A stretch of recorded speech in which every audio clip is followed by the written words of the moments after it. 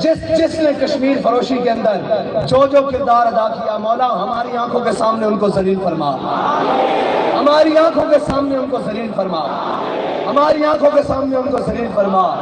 مولا ہماری ان کشمیر فروشوں سے جان چھڑا۔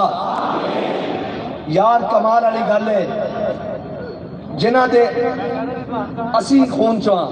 جڑے ساڑھے معاشرے دیا روایات ہیں، وہ تا جٹ بننا نہیں کپڑ دیں دے، یار پورا کشمیر لے کے کوئی بولیا نہیں۔